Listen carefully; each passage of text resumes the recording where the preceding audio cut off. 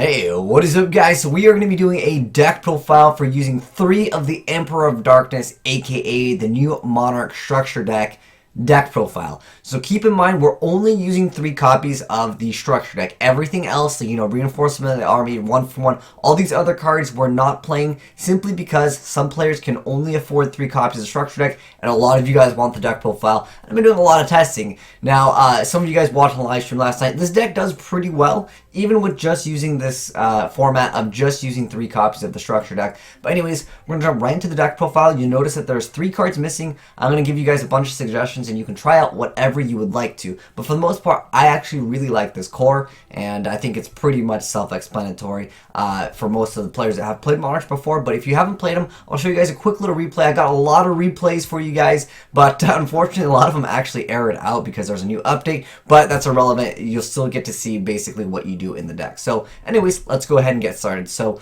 first off, we have 3 copies of the Erebus and 3 copies of Aether. They're the new boss monsters of the Monarch. And next up, we have 3 copies of Caius and then 1 Ryzen. So basically, we have 10 tribute monsters, and then next up, we'll go to the small monsters, which we also have 10 copies of, so we can kind of balance it out here. So for the vassals, aka the little baby monarchs, I think Land Robe is the only one that is really, really viable. You can try out the other ones yourself, but if you want to be competitive, and I'm trying to make this deck as meta technically as possible, so this will be an excellent card for you to try to compete against some of the meta. For example, like Cyber Dragon Infinity and cards like Notorious Beast, those could be very problematic because especially if you don't have options to get rid of back row and stuff like that in the deck, which there's only Dice Foon that comes in the structure deck. Not the best looking card here because it's random. I mean, technically better than Twin Twister as long as you roll the right card, right? But for the most part, it is random, so I don't really suggest this card, but it is really the only option you have to get rid of back row. But I really like this card, again, getting rid of that Trade Beast so you can actually play the game, or you can get rid of like Cyber Dragon Infinity's effect real quick. Very easy access to that, and I think Land Robe is just excellent just for that. Plus, if he's tributed for a tribute summon, you get to target 1 monster with 800 attack and 1000 defense, so it could be one of the small monsters, and you'll be good to go from there. We'll also talk about the other small vassals, but for the most part, I think this is just overall the best one. I really didn't like the other ones as much, but like I said, we'll get into them. And if you want to, use it for the last 3 cards or drop one of these, feel free to do so, but because of the way the metagame is, you really need to stop random effects, and this could be an excellent example for you to stop an effect and have a monster that you contribute, and then you get to add back a card. So I really like this card the most out of all of them. Next up, 3 Eidos and 3 Idea. This is pretty self-explanatory. It's pretty standard. Some people play 2 of the Eidos, but of course you gotta play 3 of the Idea. It just sets up your deck super, super fast, and having these turn 1 is very ideal, specifically Idea. Next up, we have the Battle Fader, just one random Fader, man. Sometimes your opponent plays too aggressive, and a lot of times in this deck, especially if you're playing the budget version, you don't have the option for Courage draw a bunch of cards. So I really like the Battle Faders because sometimes you might not have a first turn play. Like, you don't want to go for a first turn Caius, banish your own card. Like, that's just not the most optimal thing to do. But yeah, like I said, sometimes you just want to give your opponent like 1 turn, and then you're going to react to what they bring out. And if you get OTK'd, you're not going to have that option to do that. So Battle Fader helps you out with that. Next up, we got the 3 of the DeeDee. This is just an insanely good card. Plus, it has an effect where you can banish it, and then of course Idea can add that card back. Very good stuff indeed. Next up, we have 3 Tenacity of the Straddles. Basically, search out whatever you want in the deck.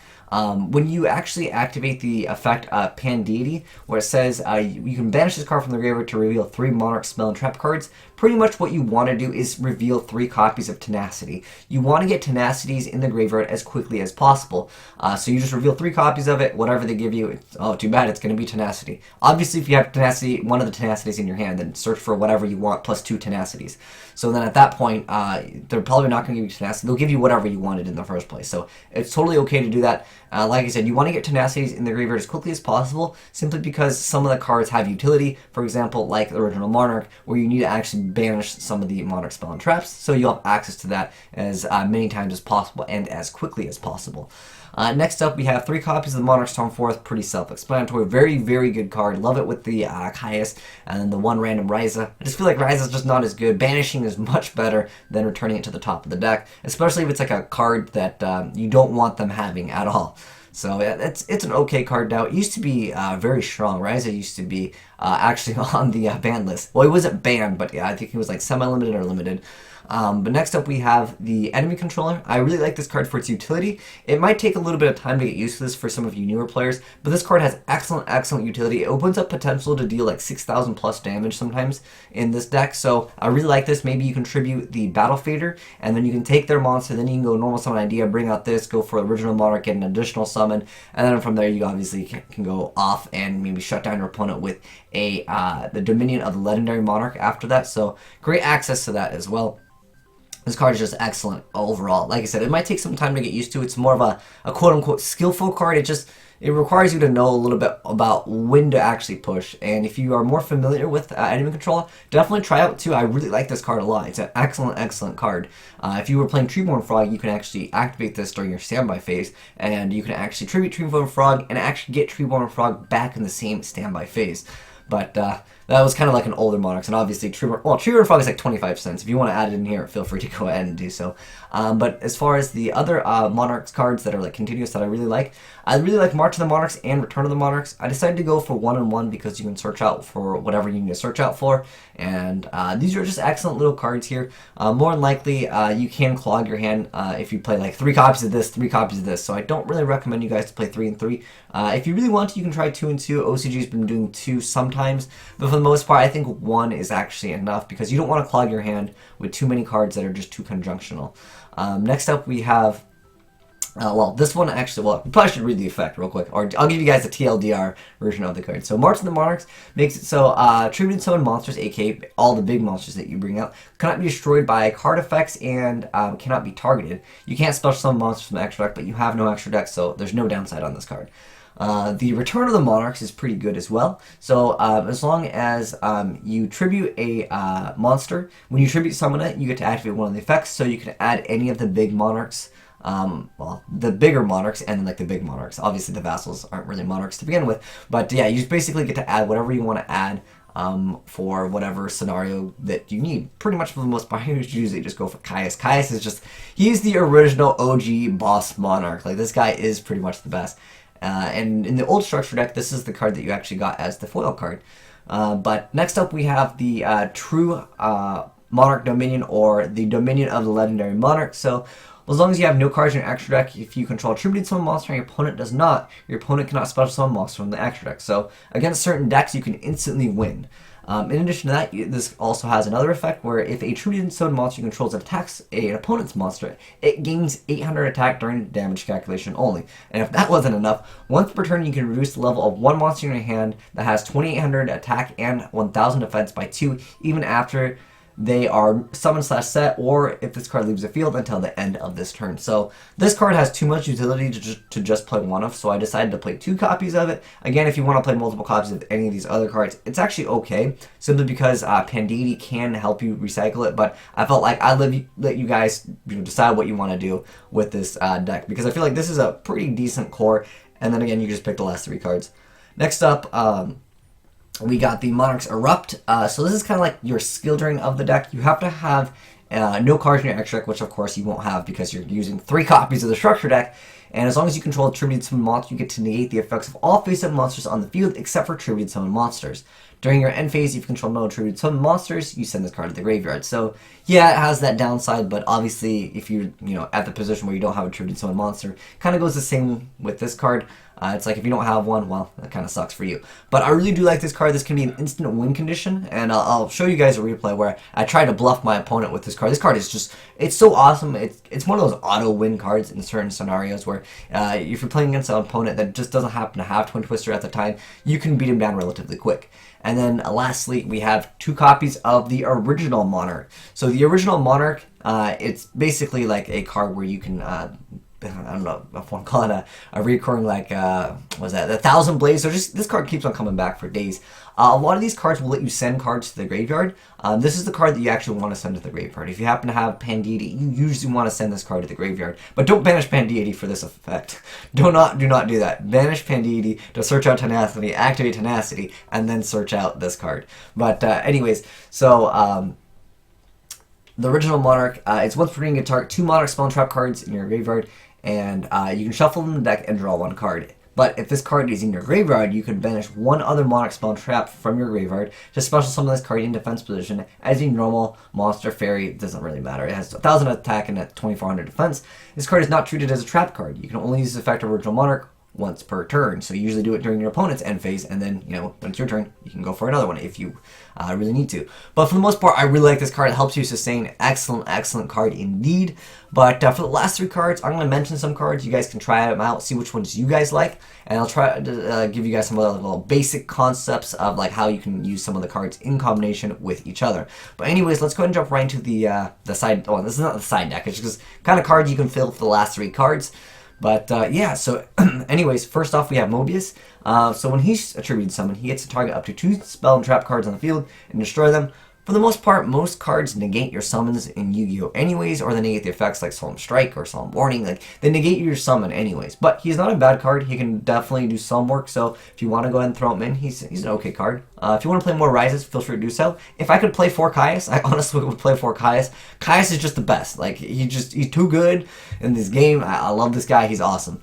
Then also the Escher the Frost Vassal. If your opponent controls 2 or more cards in their spell and trap zone, you can special summon this card from your hand. I feel like this one's not the greatest. I wish it, like, if you could special summon it and maybe like reveal or like destroy at least, maybe he'd be a little bit better. Next up we have Berlines from the Firestorm one. So this one lets you banish a card out of your opponent's hand as long as it was attributed summon. I feel like it's because I don't really like the discard for the summon of it. Like, yeah, of course you can discard the original Monarch for its effect, or you can discard some other cards that have utility. But for the most part, I think it's just not that advisable. But it is okay in the fact that you can see your opponent's hand. I really like that effect, but the main thing is that it just banishes it until the end phase, so they get the card back anyways. It's mediocre. Again, I just think Vassal is just way better. The Land Robe, if you want to play any of the Vassals, Land Robe is definitely where it's at. You got to Book Moon those freaking cards where it's like negate this effect or stop this effect. This card is just excellent for stopping some of those effects. Next up we have Lucius, and oh, we forgot Mithra. Mithra is actually okay. Again, I just like this one the most out of all the Vassals. But anyways, Mithra has the effect that you can special summon this card, but your opponent gets a token, and then you get an additional summon. So that's basically what it does. I don't really like giving my opponent tokens at all, but it allows you to do things turn 1 with like Caius. So, in a sense, like, yeah, at least you have a target to hit with Caius, but I feel like it's too mediocre, in my personal opinion, to actually run it. Especially, again, Land Robe is just the boss, like I said. I wanted to keep it, like, 10 tributed summon monsters, and then 10 of the, like, monsters that you use to get out your big monsters. I think that was a good ratio, and through playtesting last night, as you guys saw, it was pretty successful. Next up, we have Lucius. I like Lucius a little bit, simply because it gives you another target with Land Robe. Like, these cards, they're great very early on, but late game, like, they're not that great. So if you want to try out Lucius, he's pretty cool. He's like baby little Caius over here. So you can banish one level 5 or higher monster in your graveyard to special summon this card from your hand, but you can't special summon monster from your extra deck. Completely irrelevant. If this card is treated for a tribute summon, you can reveal all set cards your opponent controls. I like that effect because it's all set cards your opponent controls. That does include the monster. So if you if your opponent's playing like Ghost Tricks or something that like they set monsters face down, you can reveal those and you can find out which one's the dark one. All right, I'm gonna banish it with Caius. Excellent little combo there. But for the most part, I feel like again, it goes back to the same concept of like if you're gonna go tribute someone for a monster and they have back row, it's gonna negate the summon. It's not gonna just allow that summon to go through. So that's why I don't like some of these other cards like Mobius and like the reveals. It's not good enough because if their card is good, they're going to stop you from getting yourself out in the first place. If you want to play another Battle Fader, 2 Battle Fader, not too bad. Soul Exchange, not that bad either. I don't like it that you can't conduct your battle phase because the deck is relatively slow as far as playing very aggressive. You can, like I said, at certain times push for a lot of damage, but it's not usually turn 1 unless your opponent goes first and it's your turn 1, essentially. So like turn 2, yeah, you can do some amount of damage on board, but Soul Exchange will basically say no to that. Dice Foon, well, like I mentioned before, this is the only form of destruction. Like if they have Skill Drain out, it can be definitely a little task. So Dice Foon, I don't recommend the card, but it's the only card that we have to destroy spell and trap cards. And yeah, again, we're talking about like Skill Drain. I'm talking about just not through monsters effects. So it's an okay card. Obviously, Twin Twister is much better, but this card could be better than Twin Twister if you get lucky enough. If you have Heart of the Cards and you roll a 5, you get to destroy 2 spell and trap cards in the field. If it's 1 or 6, you go -1,000. very bad card indeed. If you want to throw in 3 copies of the true Monarch, the Dominion of the Legendary Monarch, go ahead and try it out because I think it can be viable. If you want to try 3 copies, because this is like an win condition on its own. Same with this card, but this card has just way more utility. It has, you can reduce the level, it gains extra attack, the opponent can't summon from an extra deck, whereas this, it just negates effects of non-tribute summon monsters. Next up we have Pinpoint Guard. So you get to special summon a level when an opponent monster declares a direct or just a direct no, it's just declaring attack. You can target 1 level 4 monster or lower monster in your graveyard and special summon in defense position. It can't be destroyed by battle or by card effects that turn. One excellent card that I really like with that is Dandelion. Dandelion will then give you the 2 tokens once you tribute it, because if you you know, send it, however it gets to the graveyard, you get 2 tokens. Then let's say you bring it back with Pinpoint Guard, they can't destroy it, so you go to your turn, you get to go ahead and tribute Dandelion, you get 2 more tokens. I think that's a little combo right there, that's pretty good. You can also Mathematician, send this card to the graveyard. You can also Mathematician, send Level 8 to the graveyard. Pretty decent little combo there. And then lastly, for a card that I can recommend you guys, is Escalation of the Monarchs. If you want to, I was playing this card at 1. It's an okay card. I just really wish, well, I just really wish we had a lot of different cards in this. Specifically, Kuraz just gives you extra draw power, and I like it for that. You can destroy your stuff during your own turn that maybe is irrelevant because maybe you don't control a certain thing. So you can actually use this. Like, let's say that you know your opponent's going to get rid of your the Dominion Monarch. You're like, oh wait, hold on, let me like destroy it myself. I'm gonna draw some cards with Kuraz. Like, I like that ability. Because obviously you're basically like, it's like when they destroy your face down, you're like, okay, I'm gonna chain my face down, which was mystical space, and I couldn't destroy another card. I really like that utility that this card adds. I also technically tried to bluff my opponent, which I'll show you in a duel. But there are a lot of duels that I can share with you guys later on during this week. But overall, I think it's a pretty fun structure deck. It's definitely decent, and I think it can be kind of competitive.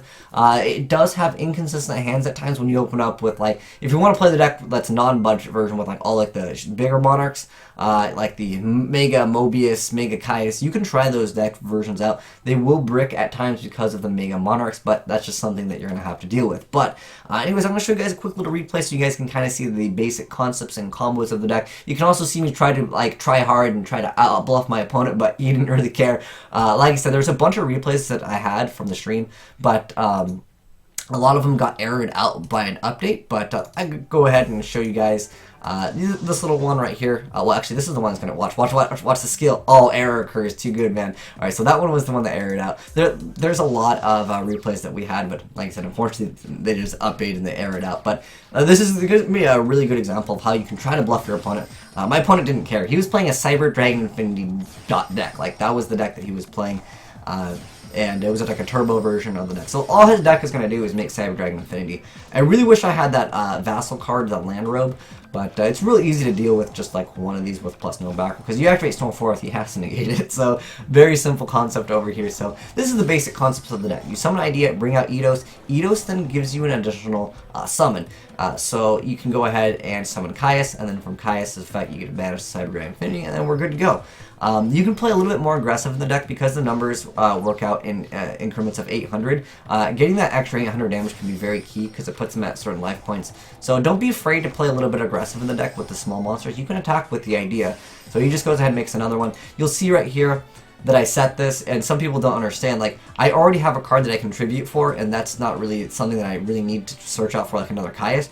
The way I was doing this is I was trying to bluff him out with pretending that it was going to be the Erupt card, which negates all of their effects, therefore he would not have played aggressive, or it could have technically been another backward card. Again, I didn't really need that extra monster as of right now, because I had the options to go for another summon, so that was irrelevant anyways to add another monster. Yeah, I would have decked them, but for the most part, he goes ahead and busts out the CDI after. So maybe maybe I forced him to bust it out after, you know, he destroyed my monster, but it was kind of irrelevant. I probably should have just activated it, you know, that other turn, but for the most part, it was okay at that point. And it kind of sucks that I drew to Pandeity, because I wish I had not set that card at that point. But he pops Pandeity with the Galaxy Cyclone, and I'm like, oh, that's fine now, because, well, I just go ahead and activate Pandeity, search out Tenacity. Tenacity has to be negated by him, because I'm just going to search out Storm Forth. And now I'm going to go ahead and activate this card, then I'm going to go ahead and get extra pluses here. But yeah, I tried to bluff him with an Erupt, because I didn't want him to throw out another Cyber Dragon Infinity, but his deck only does that, so I didn't know that his deck was pure Cyber Dragon Infinity. I know those Galaxy Eyes, but there's just a little basic glimpse of what you can do in the deck. And at this point, like, look, we're going off in Monarchs. Like, Monarchs are supposed to be like, you tribute someone once, you special summon once. No, man, you special summon like multiple times per turn. But that's the basic concepts of the deck, and you guys can see like the small little combos. So again, for the most part, you just want to go summon Idea, go for Eidos, then you want to tribute either both of them or one of them, depending on the scenario. Maybe just don't bluff your opponent like I tried to do right there. I really tried to make him play more passively, because if you are playing Monarchs and your opponent is playing passively, that's great.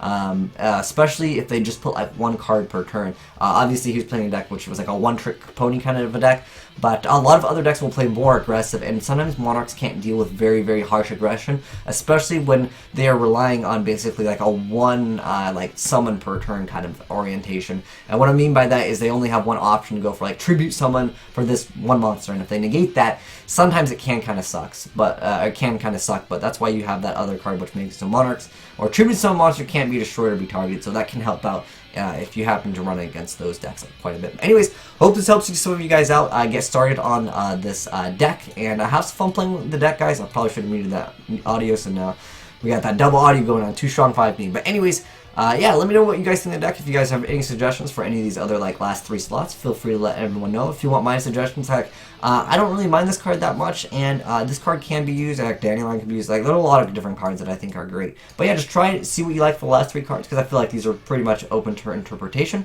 But anyways, thanks for watching, guys. If you guys want to download this, I'll put the YDK file and down below in the description box. You guys can go ahead and download that. But thanks for watching, guys. If you guys would like to pick up Monarch Structure Deck, I'll leave a link down below in the description box. Some of you guys are like, well, they're sold out over here. I know, man, this is a pretty hot Structure Deck right now. But anyways, thanks for watching, guys. If you guys want to give the video a like, give that like button a titty slap, and I'll see you guys next time. It's been your boy Will Smith, signing out.